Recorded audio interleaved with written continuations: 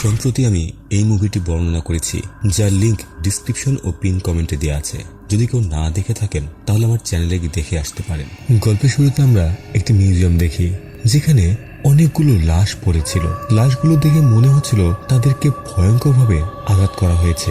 তাদের মধ্যে একজন এখনো জীবিত ছিল। হঠাৎ সেখানে থাকা একটি ছুরি একাই নড়তে থাকে। এর পরের দৃশ্যে আমরা 5 জন মানুষকে একটি গাড়ির ভিতরে দেখি। এর মধ্যে একজনের নাম হলো নিনা, যিনি রেনোভেশন কোম্পানির মালিক। তার সাথে অ্যাড, স্যান্ড্রা, হানা এবং ডেভিডও ছিল, যাদেরকে নিনা একটি স্পেশাল প্রজেক্টের জন্য হায়ার করেছে।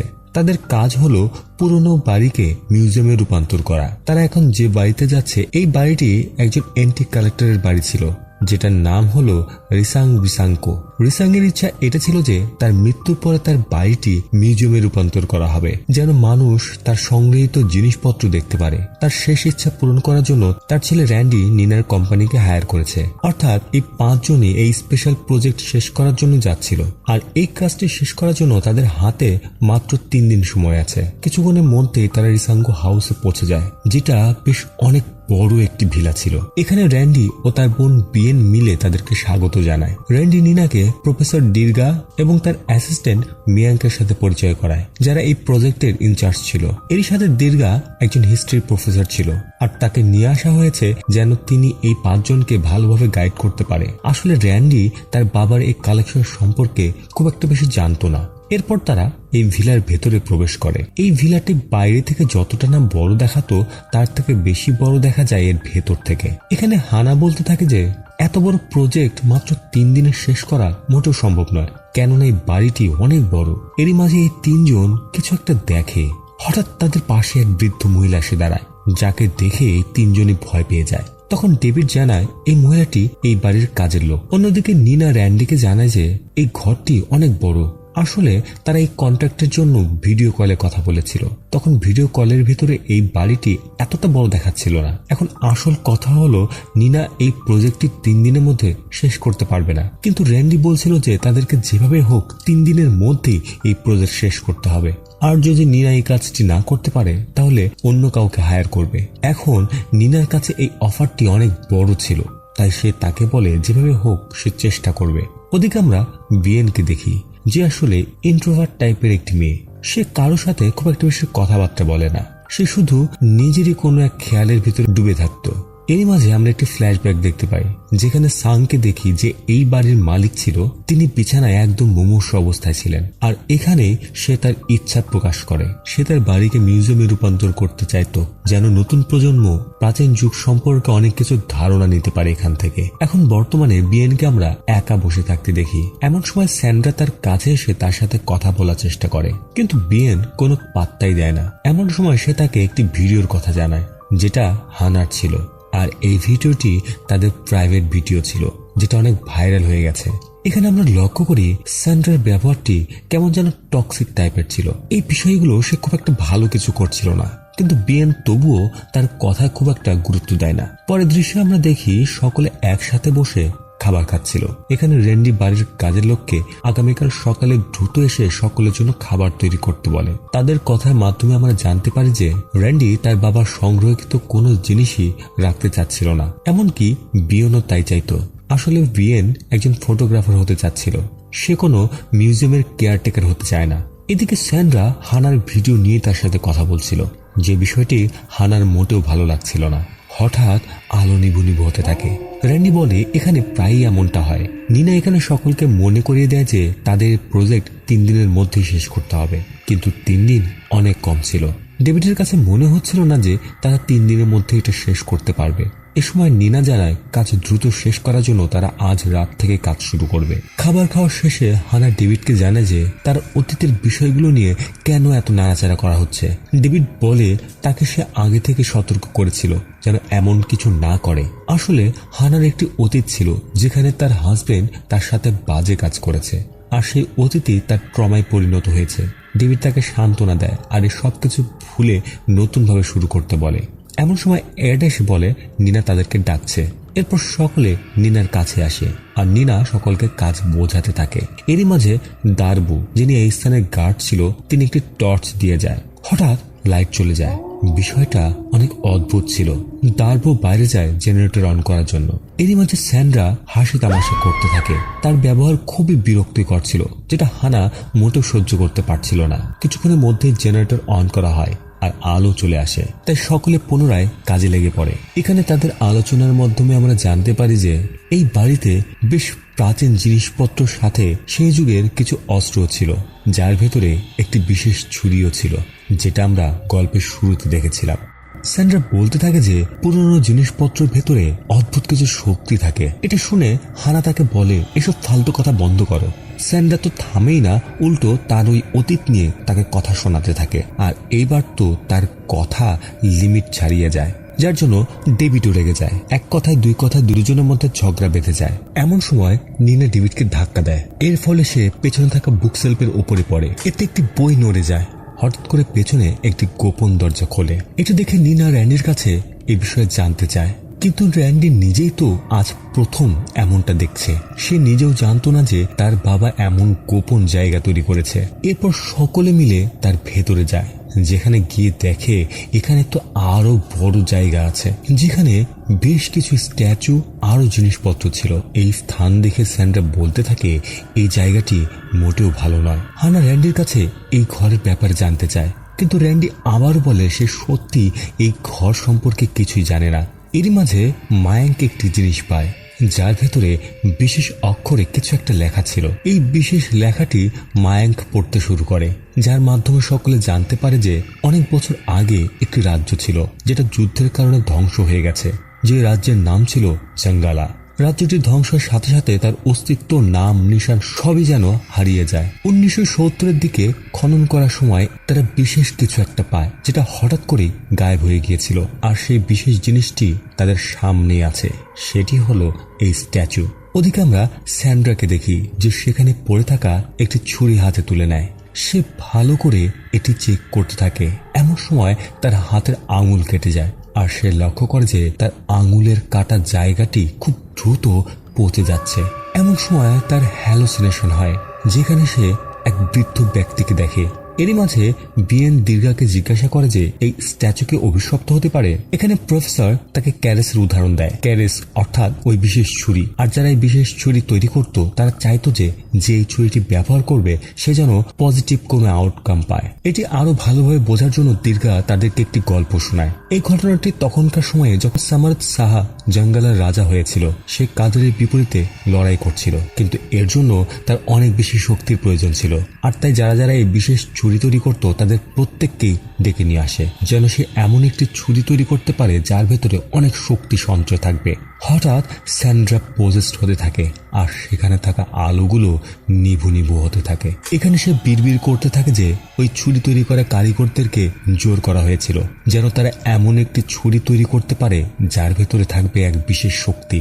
হঠাৎ সে কালো বমি করতে শুরু করে। তার এমন অবস্থা দেখে সকলে দ্রুত তাকে ধরে চেয়ারে বসায়। আশেপাশের পরিবেশ অদ্ভুত অস্বাভাবিক হতে থাকে। হঠাৎ তারা লক্ষ্য করে স্যান্ড্রা গায়েব হয়ে গেছে। তারা স্যান্ড্রাকে খুঁজতে শুরু করে। এরই মাঝে আলো চলে যায়। এমন সময় তারা লক্ষ্য করে যে স্যান্ড্রা স্ট্যাচুর ওপরে, যে বলছিল 7 ক্যারিসের ভিতরে সেই শক্তি আছে, আর এই শক্তি জীবিত করার জন্য তাদের প্রয়োজন রক্ত। অর্থাৎ স্যান্ড্রা তাদের প্রত্যেককেই মারতে চায়। আর এই কালো শক্তি জীবিত হয়ে গেছে তার হাত কাটার সাথে সাথে। সবার প্রথমে স্যান্ড্রা দীর্ঘার উপরে হামলা করে। কিছুক্ষণের মধ্যেই ওই ধারালো ছুরি দিয়ে দীর্ঘাকে আঘাত করে। এরপর তাকে দূরে ছুঁড়ে ফেলে। এমন ভয়ঙ্কর দৃশ্য দেখে সকলেই ভয় পেয়ে যায়। হঠাৎ স্যান্ড্রা আপন মনে বিড়বিড় করে কি যেন বলতে থাকে। এটা এখান থেকে পালানোর সব মুখ্যম সুযোগ। তাই দীর্ঘাকে নিয়ে সকলে সেখান থেকে পালাতে শুরু করে। আত্মাটি তাদেরকে দেখে ফেলে আর তাদের পিছু নিতে শুরু করে। সকলেই বেরিয়ে আসার সাথে সাথে র্যান্ডি দ্রুত দরজা বন্ধ করতে শুরু করে, কিন্তু আত্মাটি তার হাত ওই দরজার মাঝখানে আটকে দেয়। সকলেই পালাতে পালাতে মূল দরজায় চলে আসে। র্যান্ডি পাসওয়ার্ড জানতো, কিন্তু দরজা খোলার আগেই সেখানে সেই শয়তান চলে আসে। সে নিনাকে দরজায় জোরে আঘাত করে, যার ফলে পাসওয়ার্ডের ডিভাইসটি ভেঙে যায়। এরই মাঝে ডেভিড তার উপর হামলা করে, কিন্তু এতে সেই আত্মার কিচ্ছু হয় না। সে ডেভিডের বুকে সজোরে লাথি মারে। এখানে প্রত্যেকেই বোঝা যায় ওই বিশেষ ছুরির ভেতরে কোনো এক কালো শক্তি তো অবশ্যই ছিল, যেটা এখন তার ভেতরে চলে এসেছে। এদিকে র্যান্ডি একটি প্রাচীন ধারালো অস্ত্র নিয়ে তার শরীরের ভেতরে ঢুকে দেয়। এরপর সকলে অন্য একটি রাস্তা খোঁজে যেখান দিয়ে পালানো যাবে। এদিকে আত্মাটি নিজের শরীরের ভেতর থেকে সেই অস্ত্রটি বের করে ফেলে আর তাদেরকে মারার জন্য এগিয়ে আসতে থাকে। ভয়ে পালাতে গিয়ে তারা দুভাগে বিভক্ত হয়ে যায়। কিছু লোক রান্নাঘরে লুকায়, আর এদিকে স্যান্ড্রা ওই 3 জন মেয়ের পিছনে যেতে থাকে। রান্নাঘর থেকে তারা ধীরে ধীরে বের হয়ে আসছিল। এমন সময় লক্ষ্য করে তাদের ঠিক ওপরেই বসে আছে সেই আত্মাটি। আশেপাশে সবকিছু যেন হাওয়ায় ভাসতে থাকে। এরই মাঝে আত্মাটি দীর্ঘাকে ধরে ফেলে, এরপর তার মুখের চামড়া তুলে ফেলে। ধীরে ধীরে তার শরীরের ভেতরে থাকা সকল অঙ্গ প্রত্যঙ্গ বের করে নেয়। সকলে পালালেও অ্যাড এখনো রান্নাঘরেই লুকিয়েছিল, আর সে এর সবকিছুই দেখছিল। এতক্ষণে ডেভিড, র্যান্ডি ও বিয়েন একটি রুমে আসে। এখানে ডেভিড র্যান্ডির সাথে ঝগড়া করে আর তার কাছে সকল বিষয় জানতে চায়। র্যান্ডি বলে এর সকল বিষয় সে কিছুই জানে না। এই বিষয়গুলো নিয়ে তারা দুজন ঝগড়া করতে থাকে। এমন অবস্থা দেখে বিয়েন তাদেরকে থামায়, আর সেও বলে যে এই স্থান সম্পর্কে তারা খুব একটা কিছু জানে না। এমনকি সে তো জায়গা দু চোখেই দেখতে পারে না। শুধু তাই নয়, সে তার বাবার শখ মোটেও পছন্দ করে না, কেননা এখানে এর আগেও বেশ কিছু ঘটনা ঘটেছে। র্যান্ডি জানায় অনেক বছর আগে এখানে চোর ও গার্ড মারা গিয়েছিল, যার কারণ তারা আজ পর্যন্ত জানে না। আসলে গল্পের শুরুতে আমরা যে দৃশ্যটি দেখেছিলাম, যেখানে বেশ কিছু মানুষ মারা গিয়েছিল, সেই ঘটনার কথাই তারা বলছে। যে মৃত্যুর কারণ তারা আজ পর্যন্ত জানে না, কিন্তু এতটুকু জানে যে এই বিশেষ ছুরির কারণে এই ভৌতিক ঘটনা ঘটেছে, আর তার বাবা এই বিষয়গুলো সকলের কাছ থেকে লুকিয়েছে। এই বিষয়গুলোর জন্যই তারা তাদের বাবার এই কাজগুলো পছন্দ করত না। ডেভিড র্যান্ডির কাছে জিজ্ঞাসা করে বের হওয়ার অন্য কোনো রাস্তা আছে কিনা। র্যান্ডি বলে আমার জানা মতে এখান থেকে বেরোনোর একটি মাত্র রাস্তা। এমন সময় বিয়েনের মনে পড়ে দার্মো তাকে একটি অকেটকে দিয়েছিল, কিন্তু র্যান্ডি সেটা কোথায় রেখেছে সে মনে করতেই পারছে না। অন্যদিকে আমরা ওই 3 জন মেয়েকে দেখি যারা এখনো একটি স্থানে লুকিয়েছিল। দার্মোকে দেখি যে জেনারেটর অন করে আলো জ্বালিয়ে দেয়, আর সে কিন্তু জানতো না যে ওই ঘরের ভেতরে এখন কি চলছে। এদিকে আমরা অ্যাডকে দেখি যে ওই ওয়াকিটকি হাতে পায়। ওয়াকিটকি দিয়ে দার্মোর সাথে যোগাযোগ করে সাহায্য চায়। এরই মাঝে সে ওই আত্মার শব্দ শুনতে পায়, আর দ্রুত সে সেখানেই লুকিয়ে পড়ে। এদিকে দার্মো ভেতরে আসার চেষ্টা করছিল, কিন্তু পাসওয়ার্ড দিলেও দরজা খুলছিল না, কেননা ভেতরের ডিভাইসটি নষ্ট হয়ে গিয়েছিল। উপায় না পেয়ে সে চাবি ব্যবহার করে ভেতরে আসে। সে ভেতরে আসতেই আত্মাটি তার উপরে হামলা করে, এরপর তাকে প্রাণে মেরে ফেলে। এর সবকিছুই অ্যাড লুকিয়ে দেখছিল, কিন্তু তার করার কিছু ছিল না। কিছুক্ষণ পরে হানা, নিনা ও মায়াং নিচে আসে। এমন সময় স্যান্ড্রা দার্মোর কাটা মাথা তাদের দিকে ছুড়ে দেয়। এটা দেখেই সকলে চিৎকার করতে থাকে। ভয়ে তারা দ্রুত ডাইনিং রুমের দিকে চলে যায়। আত্মাটিও তাদের পেছনে ছিল, কিন্তু এইবার এই 3 জন ভয় না পেয়ে উল্টো আত্মার সাথে লড়াই করার চিন্তা করে। আত্মাটি হ্যানার উপরে হামলা করে। হানাও অনেক কষ্টে নিজেকে বাঁচাতে থাকে। এমন সময় মায়াঙ্কে একটি কাঁটা চামচ দিয়ে আত্মার উপরে আঘাত করে। আত্মাটি ধীরে ধীরে তার দিকে তাকায়, এরপর সে কাঁটা চামচ দিয়ে সে নিনাকে আঘাত করে। ওদিকে হানার চিৎকার শুনে ডেভিড তাদেরকে বাঁচানোর জন্য বেরোনোর চেষ্টা করে। এদিকে স্যান্ড্রা ধীরে ধীরে এই 3 জন মেয়ের দিকে আসছিল। এমন সময় ডেভিড পেছন থেকে এসে তাকে মেরে নিচে ফেলে দেয়। এরপর এই 4 জন মিলে ভারী টেবিলটি টেনে স্যান্ড্রার উপরে চাপ দেয়। এরপর তারা সেখান থেকে পালিয়ে যায়, যেখানে হানা ও নিনা একটি রুমে গিয়ে পালায়, আর মায়াঙ্ক ও ডেভিড র্যান্ডি ও বিয়েনের সাথে পালায়। তারা পুনরায় ওই রহস্যময় ঘরের ভিতরে ঢুকে দরজা বন্ধ করে দেয়। এদিকে হানা একটি ভারী শেলফ নিয়ে দরজার সামনে দেয়। ওদিকে ডেভিড পুনরায় র্যান্ডির উপরে রেগে যায়, কেননা সে মনে করে তার জন্য এগুলি ঘটছে। কে জানে ডেভিড কি করেছে যার জন্য স্যান্ড্রা এমন হয়ে গেছে। আর ভয়ঙ্কর কালো শক্তি তার ভেতরে শুধু ভরই করেনি, বরং সেটি অমর হয়ে গেছে, যার ফলে ওই আত্মাকে আঘাত করে কোনো লাভই হচ্ছে না। এদিকে বিয়ান কান্না করে বলতে থাকে যে তাদেরকে এখান থেকে বেরোতেই হবে। তারা বেশিক্ষণ এখানে থাকতে পারবে না, বেশিক্ষণ থাকলে তাদের জন্য বিপদ। রেন্ডি বলে যদি তারা এখনই যায় তাহলে তারা মারা যাবে। এমন সময় রেন্ডির মাস্টার চাবির কথা মনে পড়ে, যেটার মাধ্যমে তারা দরজা খুলতে পারবে, কিন্তু সেই চাবি তো আসলে দার্মোর কাছে। এই জন্য তাদের প্রথমে দার্মোর ক্ষত বিক্ষত শরীর খুঁজে বের করতে হবে। এই সময় বিয়ান তার বাবার একটি বই খুঁজে পায়, যে বইয়ের ভিতরে লেখা ছিল একজন ছুরি তৈরি করতে পারে এমন ব্যক্তিকে ডেকে নিয়ে আসা হয়েছে। সে বিশেষ শক্তি বলে একটি ছুরি তৈরি করে, আর সে ভালো করে জানতো এই ছুরি তৈরি করার পরে তাকে মেরে ফেলা হবে। আর তাই সেই ছুরিকে একটি অভিশাপ দেয়, সেটা হলো যে এই ছুরির দায়িত্ব নেবে সে মোটেও স্বাভাবিক থাকবে না, তাকে ভর করবে এক কালো শক্তি, যে প্রতিনিয়ত রক্ত চুষে বেড়াবে। আর এই মৃত্যুর খেলা ততক্ষণ পর্যন্ত চলতে থাকবে যতক্ষণ না পর্যন্ত ওই ছুরির মাধ্যমে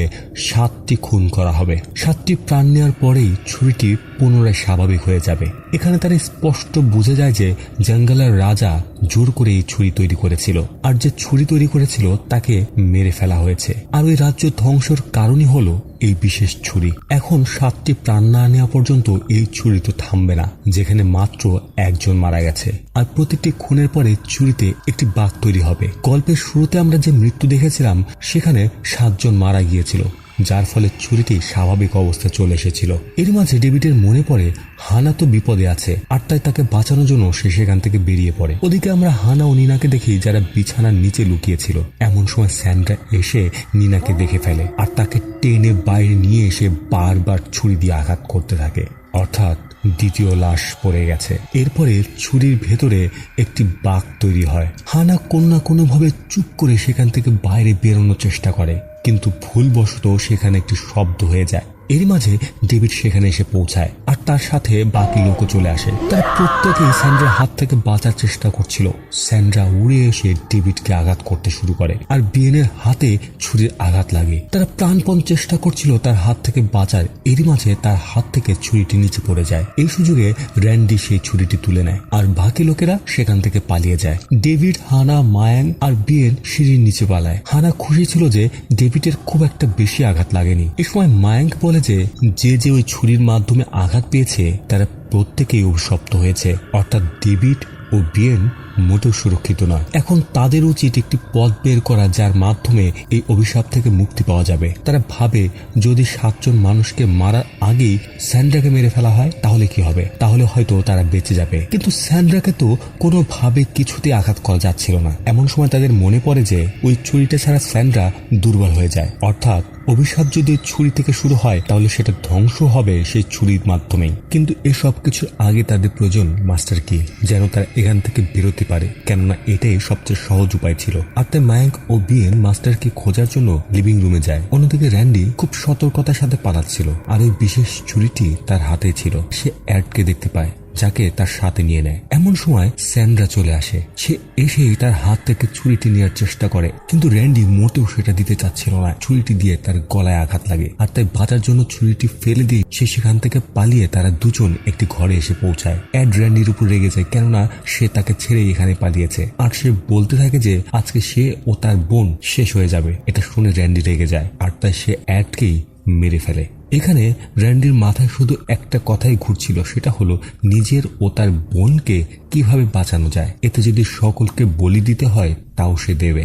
অন্যদিকে আমরা ডেভিড ও হানাকে একসাথে দেখি, যেখানে ডেভিড হানাকে বলছিল সে তাকে অনেক পছন্দ করে, কিন্তু আজকে সবকিছু শেষ হয়ে যাচ্ছে। অন্যদিকে মায়াঙ্ক লাশ দেখতে পায় যার কাছে মাস্টার কি ছিল। তারা দ্রুত তার শরীর থেকে চাবিটি নিয়ে নেয়। এরপর দ্রুত মেন গেটের এখানে আসে যেখানে হানা ও ডেভিড ছিল। তারা এখান থেকে বেরোনোর চেষ্টা করছিল, কিন্তু স্যান্ড্রা তাদের পেছনেই ছিল। এর মধ্যে তারা দরজা খুলে ফেলে আর তাই তারা বাইরে এসে লুকিয়ে পড়ে। এদিকে স্যান্ড্রাও সেখানে এসে তাদেরকে খুঁজতে শুরু করে। কিছুক্ষণ খোঁজাখুঁজি করেই এদেরকে না পেয়ে সে অন্য কোথাও চলে যায়। তাই মায়াঙ্ক গাড়ির চাবি খোঁজার জন্য বেরিয়ে আসে, কিন্তু সে এটা জানতো না যে স্যান্ড্রা তার পেছনেই ছিল। হঠাৎ স্যান্ড্রা তার উপর হামলা করে সেই ছুরি দিয়ে মেরে ফেলে।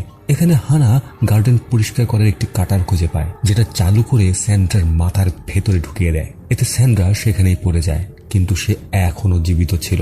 সে ধীরে ধীরে ওই ছুরির দিকে এগোচ্ছিল। তখনই ডেভিড এসে সেই ছুরিটা হাতে তুলে নেয়। এরপর সে ওই ছুরিতে স্যান্ড্রার শরীরের ভেতরে আঘাত করে। এতে সে সেখানেই মারা যায়। এরপর আমরা লক্ষ্য করি যে ছুরির ভেতরে আরো একটি বাঘ তৈরি হয়েছে। তারা মনে করছিল এখন হয়তো সবকিছু ঠিক হয়ে গেছে। এরপরে হানা ও বিয়েন ভেতরে র্যান্ডিকে আনতে যায়। এমন সময় ডেভিডের অবস্থা খারাপ হতে থাকে। তারা এটা ভুলে গিয়েছিল যে 7টি খুন স্যান্ডার নয়, 7টি খুন প্রয়োজন ওই ছুরির। আর যেহেতু স্যান্ডার মারা গেছে তাই ছুরি আরেকটি লাশ পেয়ে গেছে। মায়ান এই বিষয়গুলো তাদেরকে বোঝাচ্ছিল, তখনই ডেভিড সেই ছুরি দিয়ে তাকে মেরে ফেলে। এরপর এই দুজন প্রাণ বাঁচানোর জন্য সেখান থেকে পালাতে শুরু করে। এমন সময় র্যান্ডি এসে তাদেরকে সেই গোপন রাস্তা দিয়ে নিয়ে যেতে থাকে, যেখানে পৌঁছে তারা দরজাটি ভেতর থেকে বন্ধ করে দেয়। আপাতত তারা 3 জন একসাথে বসে চিন্তা করতে থাকে যে তারা বেশিক্ষণ এখানে বসে থাকতে পারবে না, কেননা ওই দরজা যে কোনো সময় ভেঙে যেতে পারে। এখানে র্যান্ডি তাদের বলে তারা বাঁচতে পারে যদি তারা ডেভিডকে স্যাক্রিফাইস করে, কেননা অলরেডি 6 জন মারা গেছে। এটা শুনে হানা মোটেও রাজি হয় না, কিন্তু র্যান্ডি তাকে বোঝায় এটা তাদের করতেই হবে, তা না হলে সকলেই মারা যাবে। বিয়নও তার কথা সম্মতি দেয়, তাই ইচ্ছা না থাকা সত্ত্বেও হানাকে রাজি হতে হয়। এরপর তারা প্ল্যান তৈরি করতে থাকে যে ডেভিডকে তারা কিভাবে মারবে। এমন সময় ডেভিড দরজা ভেঙে ভেতরে আসতে থাকে, যেখানে সে শুধু হানাকেই দেখতে পায়, আর সে ধীরে ধীরে হানার দিকে এগোতে থাকে। তখনই র্যান্ডি পেছন দিক থেকে স্ট্যাচু দিয়ে তাকে আঘাত করে। এর ফলে ডেভিডও সেই স্ট্যাচুর নিচে পড়ে আহত হয়। এখানে ডেভিড হানাকে বলতে থাকে সে যেন তাকে মেরে ফেলে, কেননা তা না হলে ডেভিডের ভেতরে থাকা শয়তান তাদেরকে ছাড়বে না। হানা অনেক কষ্টে তার পছন্দের মানুষটিকে সেই ছুরি দিয়ে মেরে ফেলে। কিন্তু অবাক করার বিষয় হলো এরপরেই বিয়েন পজেস্ট হতে থাকে। এটা দেখেই তারা প্রত্যেকে অবাক হয়ে যায়, কেননা র্যান্ডি তো হিসাব ঠিকই করেছিল, তা সত্ত্বেও এটা কেন হচ্ছে। তখন সে মনে করে যে এই মৃত্যুগুলো অবশ্যই এই ছুরির মাধ্যমে হতে হবে, কিন্তু অ্যাডকে তো সে নিজ হাতে মেরেছে। এবার সে বুঝে গেছে কেন শয়তান এখনো শান্ত হয়নি, আর তাই সে ওই ছুরি নিয়ে হানাকে মারার জন্য এগিয়ে আসে। কিন্তু হানা তার হাত থেকে বেঁচে উল্টো তাকেই মেরে ফেলে। এখনো বিয়েন পজেস্ট অবস্থায় ছিল, কেননা হানা র্যান্ডিকে ওই ছুরি দিয়ে মারেনি, আর তাই সেই ছুরি তুলে নিয়ে নিজেকেই শেষ করার সিদ্ধান্ত নেয়, কেননা তার জীবনে আর কিছুই অবশিষ্ট রইল না। কিন্তু বিয়েনের তো এখনো পুরো জীবন পড়ে আছে, এমনকি নিজ হাতে সে তার ভালোবাসার মানুষটিকেও মেরে ফেলেছে। এত কষ্ট বয়ে নিয়ে সে বেঁচে থাকতে পারবে না, আর তাই সে নিজেই ওই ছুরি দিয়ে আত্মহত্যা করে। তার মৃত্যুর সাথে সাথেই বিয়েন স্বাভাবিক হতে শুরু করে।